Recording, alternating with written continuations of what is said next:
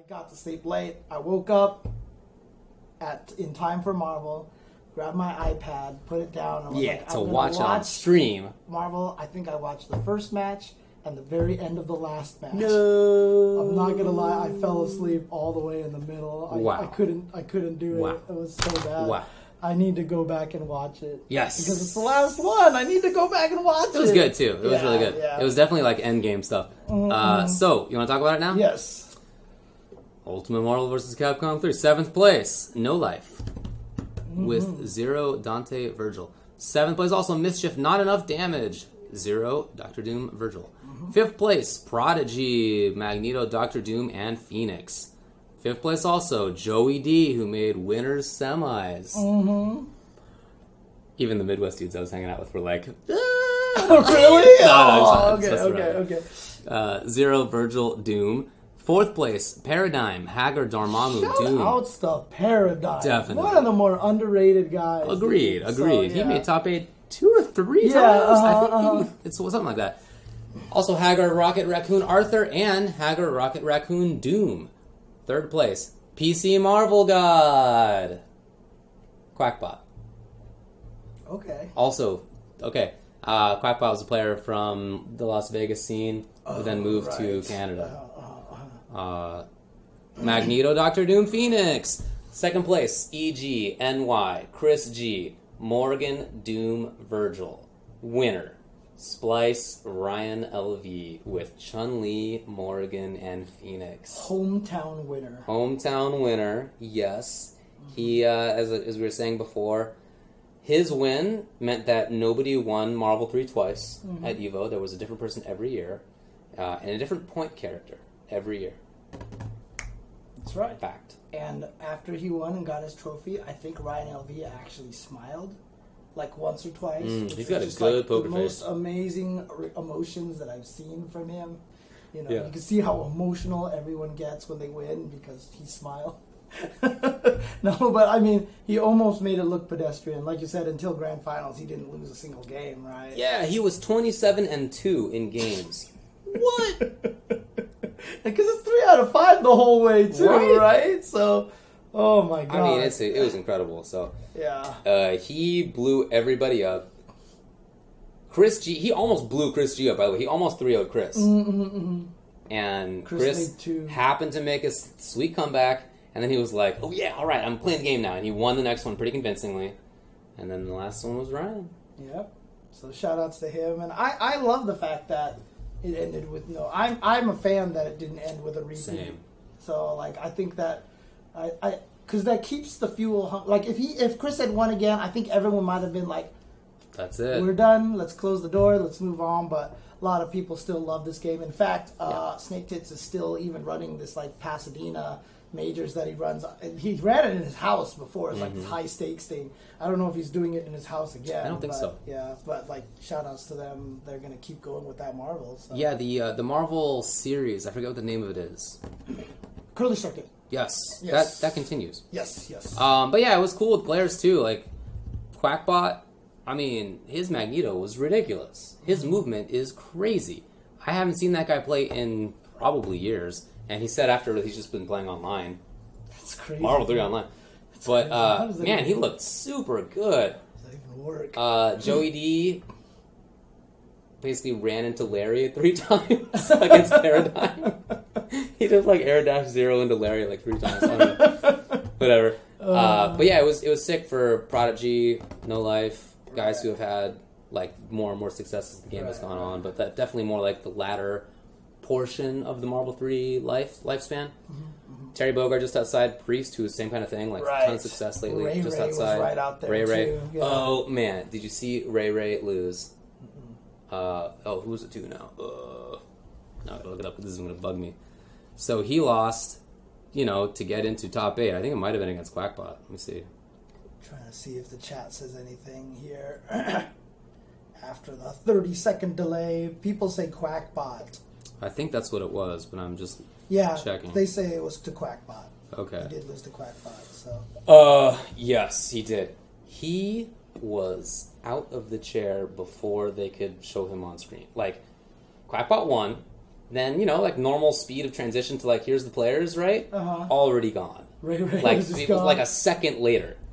Like, literally 1 second. Snap back! Quackbot literally he physically snapped back him in that match. And I mean, it was crazy, the speed. Like, and I talked with people who were there later, and they were just like, yeah, it's not like he just left and his stick was there. He pulled out his stick and he was off the thing in just absurd fast motion. Oh man, poor guy. So he was obviously very upset. But like I said, Quackbot played super well. Like, he was not gimmicking people out. He plays a funky style, but it's not like some wild whatever, anything goes. I just happen to guess right a million times. Yeah, look, great movement, great control. People who, I know some people are just trolling or whatever like that, but anyone who ever says anything negative about anyone getting emotional over a video game, like, it's unjustified. Yeah, it's like, shut up, everybody. Yeah, pretty much. Suck my nuts, asshole. Excellent. Audio. Right. Finally, audio. Yeah, Spabobin says Ray Ray knew the Kubota escape. That's funny. That's a reference people won't get next year when that game is dead. All right. Anyway, yeah, too bad, but a lot of fun, and I mean, you can see in the characters, like, it was definitely like a end game Marvel, and like Eli the Curry and Prague and Tuba kept talking about that. Like, man, this game is like, this is what we had thought it would be for like a while, and now it's here. Morgan, zeros everywhere, virtuals everywhere. Right. All right, cool. It was fun to watch. Oh yeah. Then we have, after that, BlazBlue Central Fiction. And again, I'm not gonna lie, I didn't get to see much of this one. I watched it. So, but again, I heard it was just like the most amazing top 8. I did get to see a lot of grand finals because I got to the stadium at around that time. It was a good one. Mount Takao with Rachel, 7th place. 7th place also Dora Bang with mostly Moo and a little bit of Bang. Okay. 5th place Tochigin with Azrael. 5th place also Tokyo Verdi Soji with Arakune. 4th place IGS. The name Arakune just looks so obviously like a transliteration error. Really? Ever since that game came out, I've always just wondered, like, if you could ask them, did they mean his name to be Arachne, but then like some weird transliteration happened, and now it's Arakune? I don't know. Huh. Interesting. Ever since that game launched, I used to grind BlazBlue in the 08. Right, I remember, but that's interesting. I never thought of that. That's interesting. Okay. Anyway, it was cool. 4th place, IGS Kaibutsukun with Izanami and 9. Was it Izanami? I thought it was... Oh, anyway. 3rd place, Fumi with 9. 2nd place, Fenrich with Jin. Winner, Ryusei with Carl. Right. He was coming from loser's bracket, right? Or was it the Jin? No, the Jin Fenrich. I believe Fenrich was coming from losers. He reset it and then almost won it, yes, but then Ryusei recovered and was able to take it. So. Correct. Yeah, dude, I thought it was actually really fun to watch. Yeah, someone's actually saying that, his name is supposed to be Arachne, but, Arachne. Oh, Arachne. You know what? That makes sense, actually, because the one U, if it's one U, you don't really pronounce it. That's what I'm saying. Right? That's why when you see, like, Tatsumaki, it's Tatsumaki. Right. Tatsumaki, right? And so then it'd be Arachne. Right. Arachne. But in the game itself, it announced him as Arakune. Yeah. And it was very long on the U. Right, Arakune. And the only reason why you pronounce Senpu with the U in Tatsumaki Senpu Kaku is because there's 2 U's. Like, it's kind of the way that it's put out like that, so. But yeah. So yeah, anyway. Yeah, it was cool, dude. A lot of fun to watch. BlazBlue has gotten wild. Oh, it's always been wild. Always been wild. Gotten wild? Yeah, no, you're right. You're totally right. But, I haven't played the last couple of versions of it, and I didn't really know what, like, 9 does, you know? Like, they changed Arcane wildly everyone. And it was just really fun to watch. Like, Rachel she had some different stuff. Mm-hmm. And like, but it's not even just cool that, but like the way that the burst work and the overdrive system has changed drastically from game to game too. So like, and it was interesting because I mean we'll get into this. We'll get into it later on. So I'll talk about it later on. But, sure. But yeah, it's always been a crazy game. But man, it's definitely crazy. So it was fun to watch, and all I could think of while I was watching Fenrich block Ryusei's Carl because he literally timed out Carl right on his own defense. Right, I remember. How is that? How do you do that? All I think was like, man, people are like complaining about offense in Street Fighter V. Even Mortal Kombat and stuff like that. Yeah. Exactly. Oh yeah, 50-50s in MKX versus Carl. Come on. It was man. incredible, but I mean, really fun to watch. True story. That's how Sanford first beat Justin in MVC2. Is that he had the blocks of his lifetime. Oh. Justin was like boom, boom, boom, boom, boom, boom, boom, and he like blocked the whole sequence, and it was the most ridiculous thing. And that's how he finally beat Justin Wong. So yeah, man. Well, it was really fun to watch. Again, as I said with KOF, I didn't have anything against the game BlazBlue. Right. In saying that I felt like other games should be there. I like it a lot. I think it's really fun to watch. I haven't played in the last 2 iterations of it. Mm-hmm. But I still know the basics of the characters.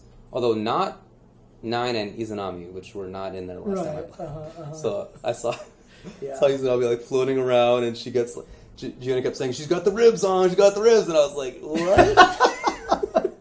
I have no idea. She goes into a stance where she can't block, so she has to put on armor. Oh, okay. It's pretty cool, but definitely wild. Okay. So okay. It was fun.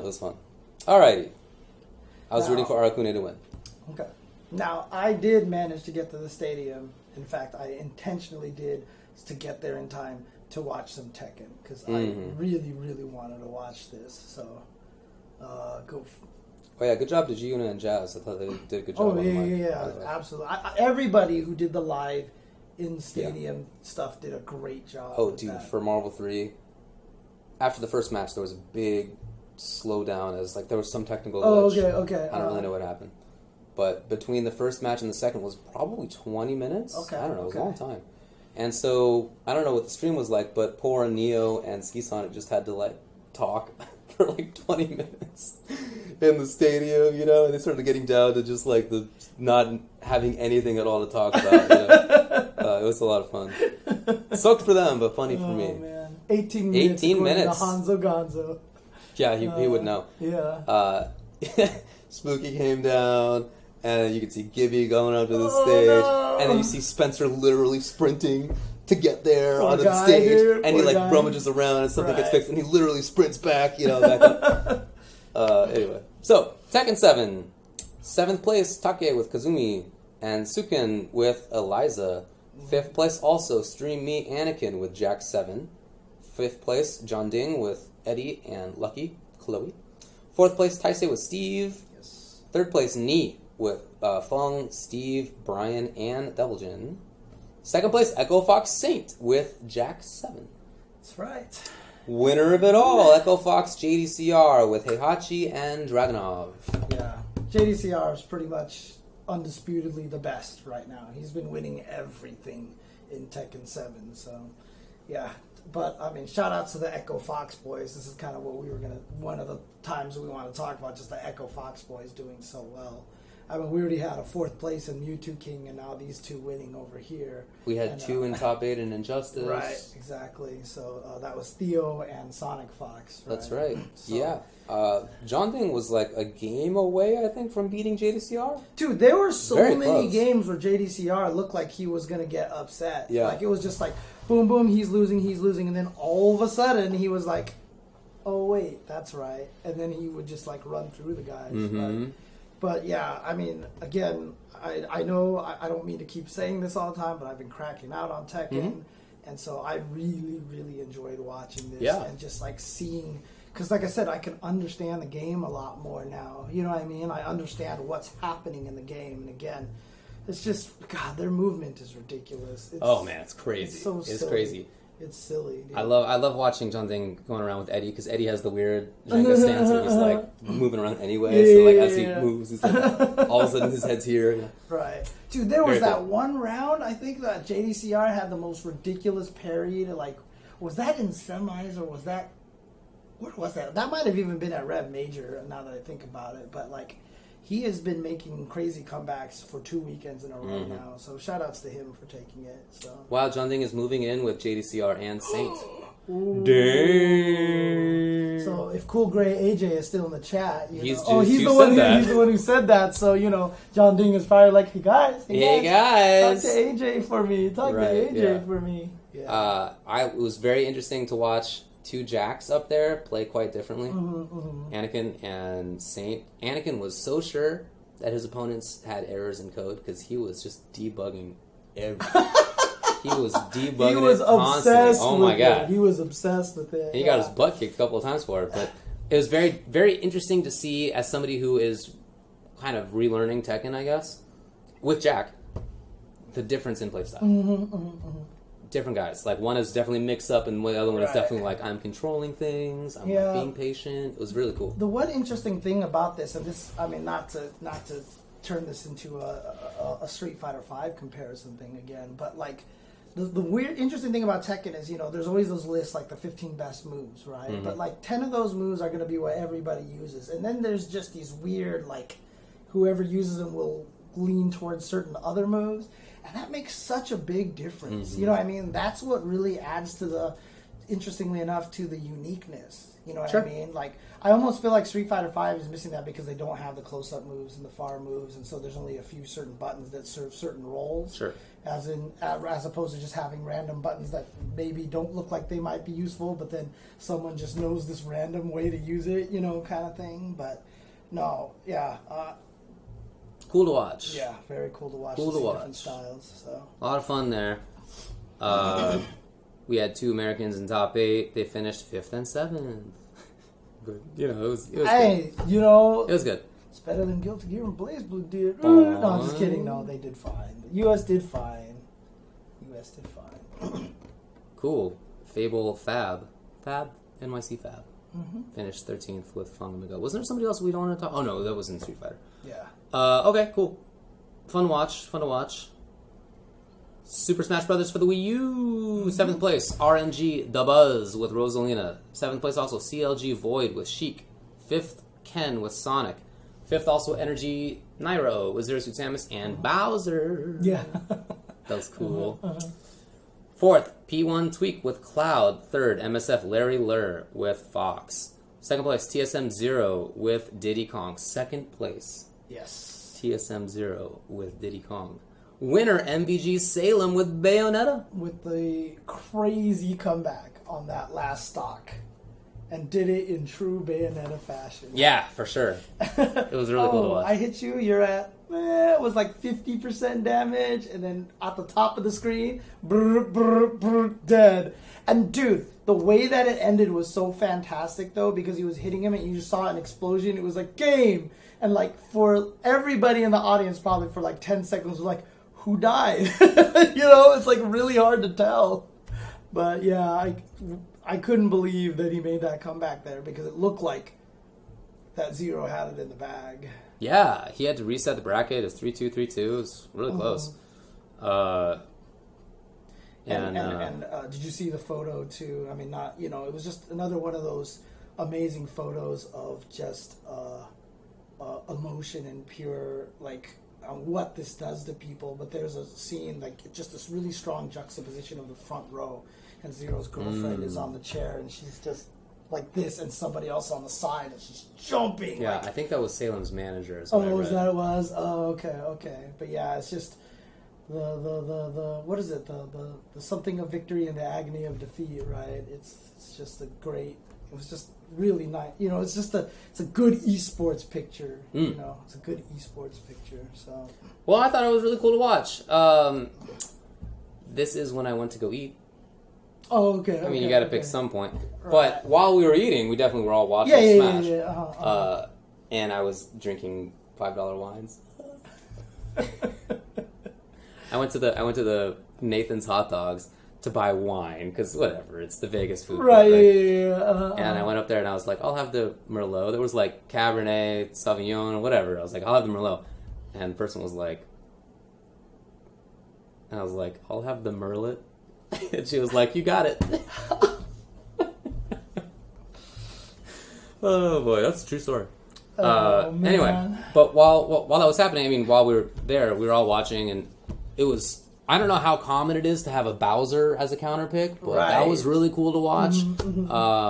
It was really cool to see all the different characters up there. Like, I mean, Smash 4's been like that, but it was 8 different characters. Yeah, right? very, very cool.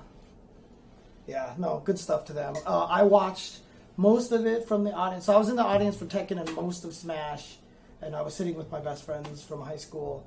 And knowing how old I am, so that's an indication of how long we've been friends. For, But eventually I had to go upstairs and get ready for Street Fighter, so I watched the rest up there. But yeah, that Salem Zero ending. I was just watching, I was like, well, I think we're going to get one of those expected endings. And then just Salem out of nowhere pulled off that combo. Just people in the chat are saying he was at 25%, was Zero. He was at 25% That's what starting. some folks just Dang, said. Okay. So that is quite an ending. Quite an ending. Nice. 10 different characters. Yeah, right. Zero Suit Samus Bowser for 1. No, I guess 9.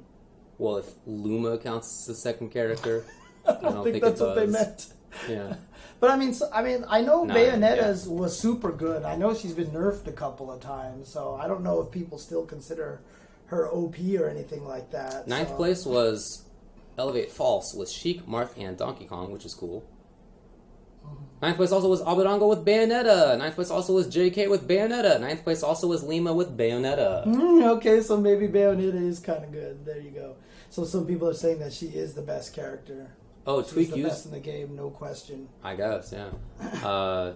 Tweak used Donkey Kong, but I kind of remember seeing a Donkey Kong. Yeah, I kind of remember seeing a Donkey Kong. So okay, there you go. So Bayonetta is definitely still a strong character. Probably not like. I mean, this is just judging from the results and from what I've seen. Probably not like super OP best character, but just like obviously strongest character. Yeah. So there is quite a difference between those two. So this place I was pretty sauced, and I went back and watched Street Fighter V, and I remember it like pretty well. No, but there have been some years where that's true, where I like take in bottled tequila and who knows what happened? Not me. I find out later. 7th place was Splice F Champ with Dalsum. 7th place also was, I heard it was Graph T. GRPT. That's what I heard. It was supposed to be pronounced Graph T. Okay. With MOV with Chun-Li. 5th place was Liquid Knuckle D with Kyle. Yeah, no, I didn't drink that much this time. Oh, okay. In years past. Now I'm an old man, as I explained before. 5th place, Liquid Knuckle Dude with Guile. 5th place, and Mika. Although I didn't see him. No, he only used Guile. Did he only play Guile? I think he only played Guile that whole top 8. He used Mika but earlier in the tournament. Okay. But in the top 8, he only used Guile. Right. Yeah. 5th place was Moke with Rashid. Yeah. Or to quote IFC Yipes, I don't know who's Moki. on the mic, on the in-house mic. I'm glad he called him Moki instead of Moke. I don't know who's Moki. That's his exact verbatim. Okay. That was hilarious. 4th was DNG Itabashi Zangief with Zangief. 3rd was GGP Kazunoko with Kami. 2nd place, PG Punk. 2nd place, PG Punk with Karen and Nash.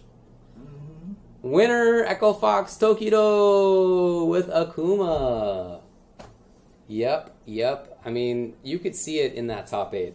I feel like the definite first and second place guys were in grand finals. Oh yeah, definitely they were the top 2 that day. Because Punk did the same thing. He didn't lose a single game up to that point. Someone else did that too. It wasn't who was it? I mean, Sonic Fox didn't up to top 8, but then he went 0-2. There's a whole bunch of people who didn't lose any games going up to top 8. Punk didn't lose a game until he got to grand finals. Right. Till grand finals, he didn't lose a game. Till grand finals. He's pretty good. That's crazy. Yep, he basically blew everybody up. But Tokido moving through losers, you could see, was like the same kind of thing. I mean, as soon as he was playing F-Champ, and he did Down Fierce, and then V-Trigger Cancel, and then was looking for the V-Reversal from Champ, he was like parry and the cool stuff. He actually did, it was the Towards Fierce. He did Towards Fierce. Okay. And that's why on commentary I was talking about how I thought he option selected. Yeah, he might have. And a lot of people were like, he didn't. He just saw the V reversal coming and parried. I made the mistake of saying V skill. I meant that he option selected the V trigger. So I think he just did Towards Fierce, jab, V trigger. And if you V reversal, it pauses it, the jab gets eaten out, and the V trigger comes out, so you know there's a V reversal, so you can parry it. And if he doesn't V reversal, then you just jab pressure after being plus, right? Pretty sure that's what he did, because there's no reason why an Akuma player would ever do towards fierce into V trigger. It's not a cancel. Like, he just did towards fierce, recovered, and V triggered. Like, to me, there's no logical reason why you would do that, because you're plus, you have an advantage, you want to attack. If you V trigger, you give all that up. So I'm pretty sure that was an option select on that part right I can see that.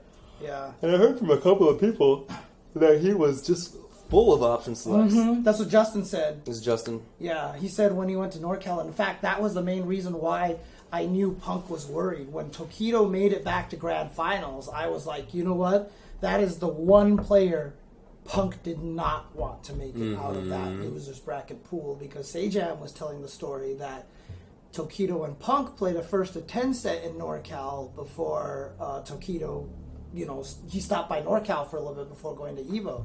And he beat Punk 10-0. Right. And Sejam asked Punk, he was like, were you sandbagging? And Punk was like, no, he bodied me.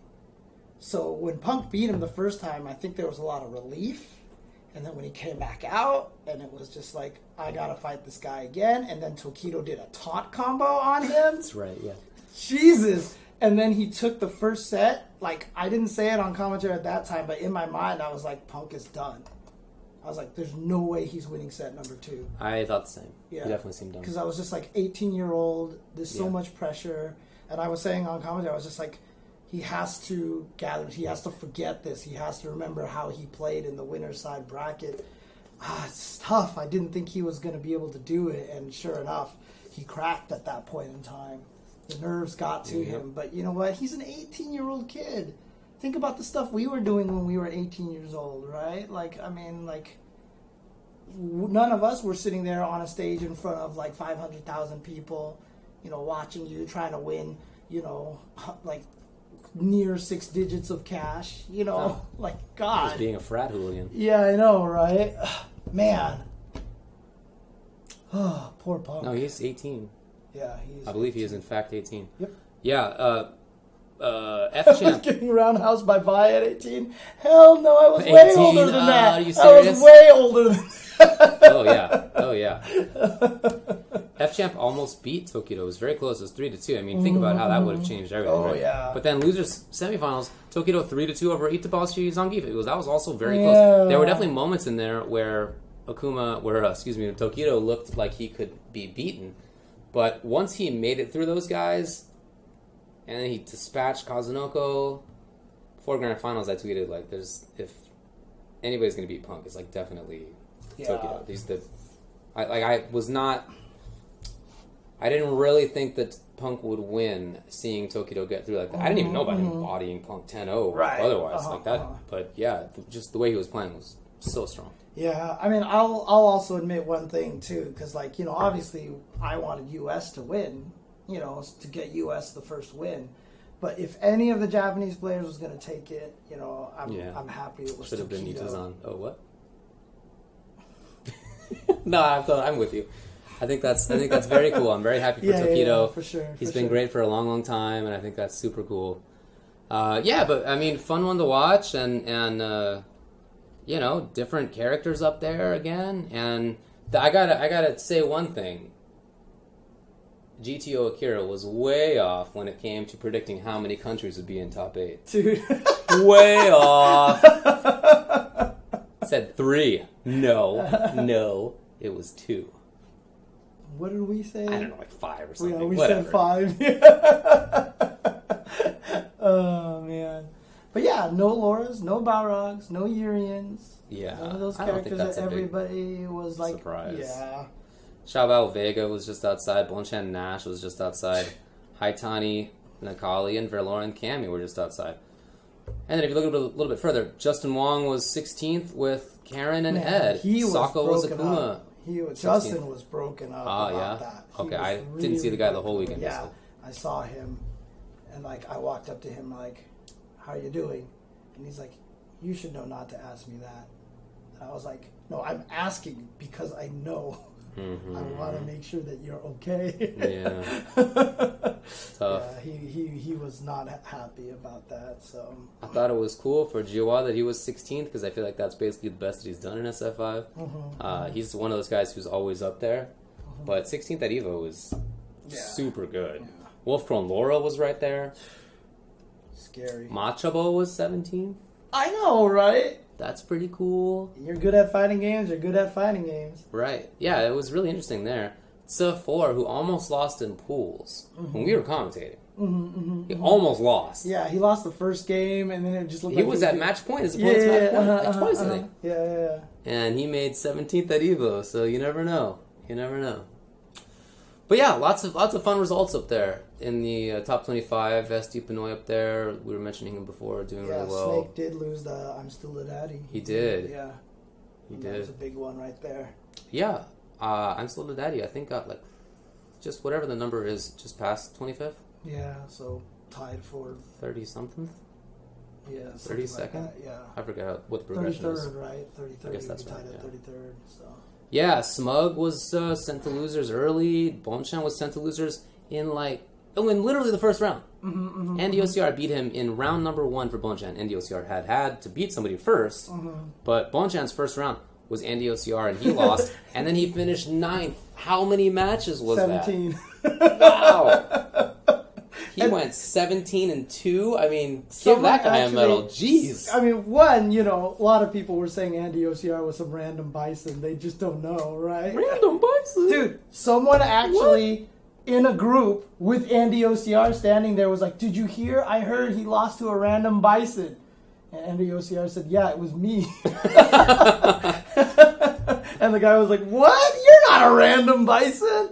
Yeah. There you go. But, you know what also was hilarious? I was talking with one of the tournament organizers, and when they were giving the little speech, little instructions to the bracket runners the day before, they had a sample bracket they put up on the screen to just like have a little talk through it, right? See if you can spot the errors. And the error on the bracket that they showed was Bonchan's bracket. He lost first round, and so it's like, what's the issue here? Bonchan probably didn't lose to Andy OCR first round. Okay, so all right, let's go back and fix it, see what we can change, right? That was actual life. Only a day later. Oops. Only a day later. Oops. Yep. That's very funny, though. That's Jinxed. very funny. Oh, man, that's funny. But yeah, dude. Hearts broken the entire way up Of there, course. man. God, it's a bloodbath. It's a blood breath. I just totally fobbed myself. Oh, it blood breath. So, apologies. But yeah, that's pretty crazy. So Yeah, and of course, as Tokido was very happy, Punk, you could see the emotion on his face, and he was upset. Someone in the chat was saying, I call it. I think it was Striker Dragoon. He was saying, I call it, Punk's going to win Capcom Cup. And I think that's absolutely possible, thanks to this loss. Agreed. Because twice now, so remember South by Southwest, 7-0. Then he went 0-2 in the brackets. Now here, undefeated up till grand finals, and then he lost.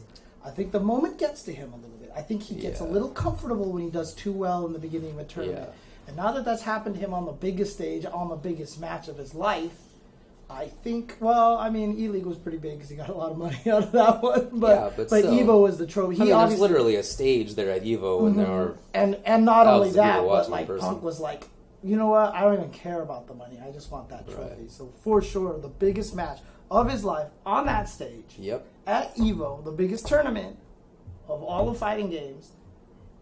To lose in that stage is going to teach him a lot. Agreed. And he is going to come back at Capcom Cup, and if he rolls through everybody and gets to grand finals, I don't know if he'll lose that kind of way again. I don't think so either. Yeah.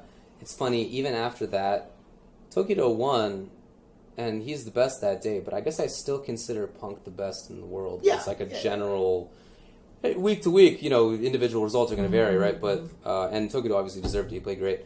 But even still, I still feel like Punk is the best. Because he just blew everybody up, and Yeah. Lost to a great player and who definitely had his number apparently, but he's you could awesome. see it on Punk's face. Yeah, someone said that he looked mad nervous all top 8. There were a lot of matches where I was noting that his brow was furrowed, like I can't even mimic it.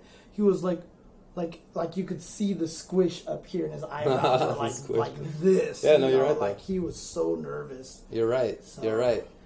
I called him to win Capcom Cup in March. Yeah, and it's funny too because there was that CM Punk giving Punk a shout out. That's so that nice. Was so cool. Yeah. Shout outs to Kenny Omega, dude, to Yep. get CM Punk to do that. Did you see Justin's tweet? Very nice. He was like, "I'm so sad at how I did at Evo. John Cena, will you console me?" Oh, Justin. That's very funny. Oh, man. Yeah. Yeah, UBOAF says when he drank water, you could see he was shaking. Oh, really? I don't think I noticed that. Dang. Yeah. That's tough. I mean, whether he is nervous or mad at himself for making mistakes, you're kind of in your own head either way. Yeah. And they're a little bit different problem, but like the underlying issue of like you're living in the past, Right. not quite in the moment.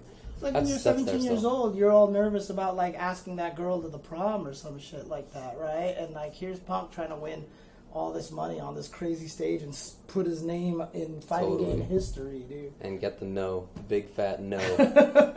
I got the no. You got the no? Yeah, I did. Oh no. Yeah, but it's like not. My friends dared me to ask the cutest girl. And I was like pretty sure in fact, I was definitely sure she would say no. Okay. Like 0 chance she would say yes. Okay. But it still took up a lot of guts to ask her, even though I was like very sure that I was. Took guts, man. Took guts. And then when I tried to ask another girl, my buddy, he's great. My friend since I was 5. He even knew I was gonna ask her. All right, we're walking out of class. And he walks up to me just as I'm about to, hey, I like literally said hello.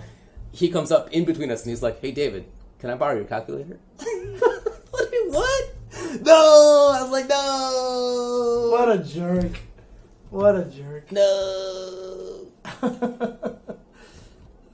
She said no. Well, I mean, that's what I her expected. loss.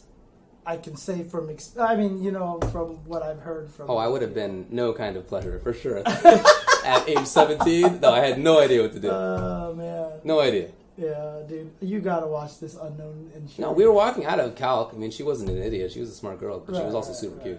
Okay.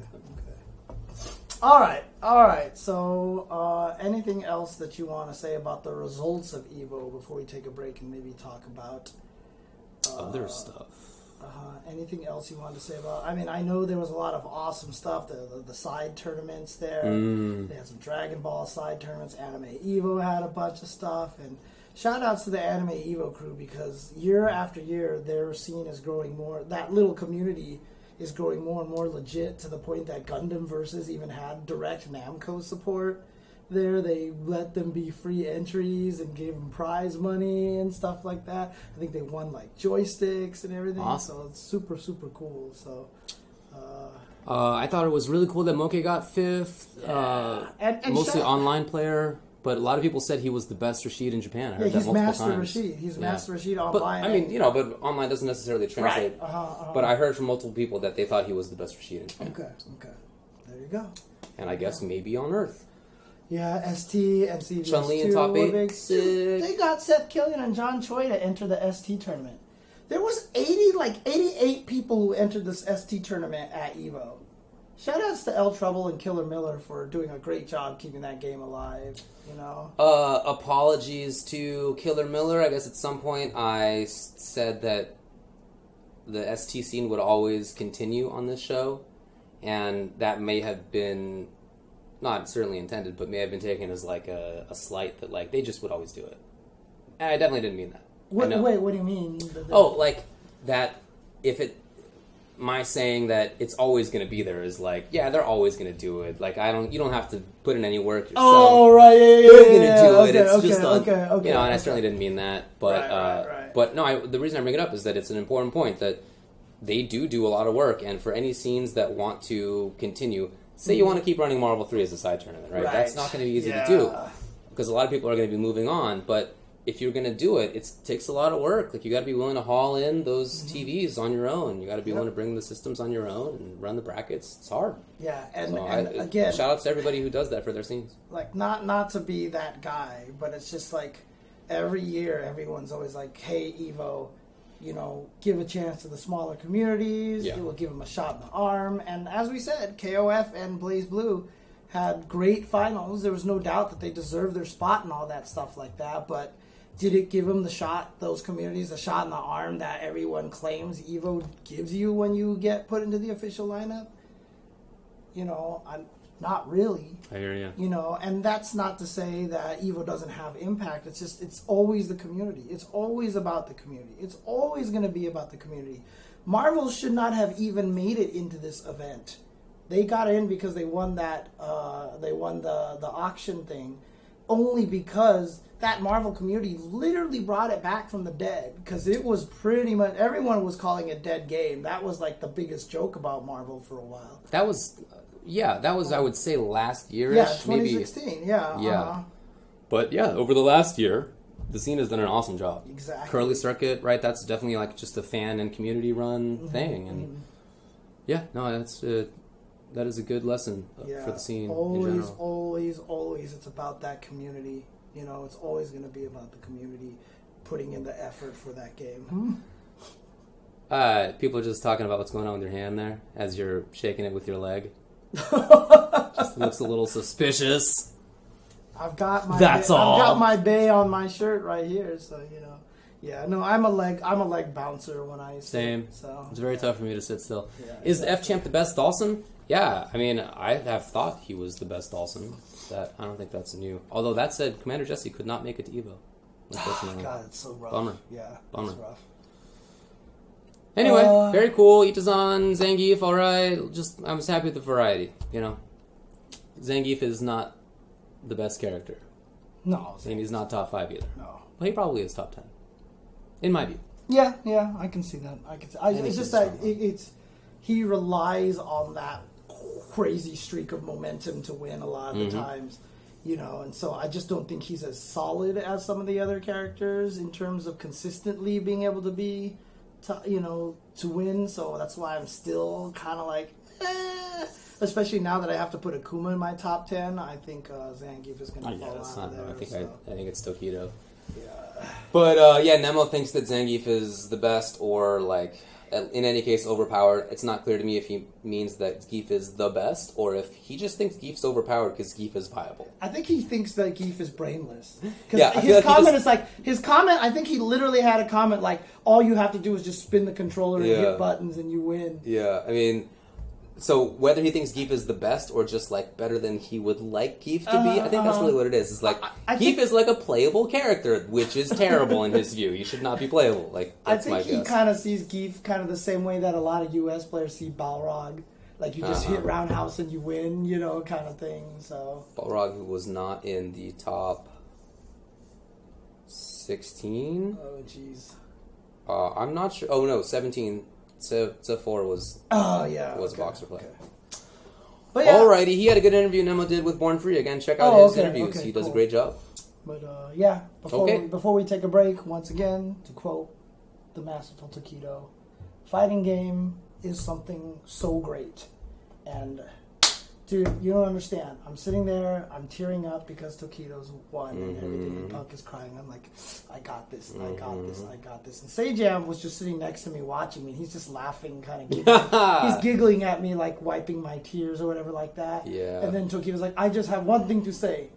Fighting game is something so great, and I lost it. Yeah. And Sejam said he even started felt the quiver in them. I mean, even I did. I was in the crowd. But dude, I lost. I was like, I wasn't even in the tournament, and Tokido bodied me anyway. So that's just the way it works. That's the way it works. I don't know what he said in Japanese, but it seemed to me like a lot of people in the audience understood it because a lot of people were like, responded. Yeah. Somebody even drew a comic about it of Mago sitting in the audience. Right. Yeah. That was so sick. Yeah. Asking about the secret training partner. Yeah. It's no secret. I thought that was so Yeah, cool. it was Mago in the comic. Mago was like, oh, yeah. It was so funny. Very cool. It was very cool. So anyway, congrats. So that's it for the results, I guess. Yeah. Want to take a break? Let's take a break. Let's talk about Character reveals. Just stuff reveals. Yes.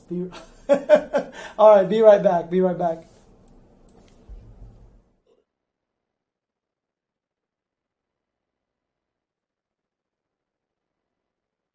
It's not on break yet? Don't dime me, David.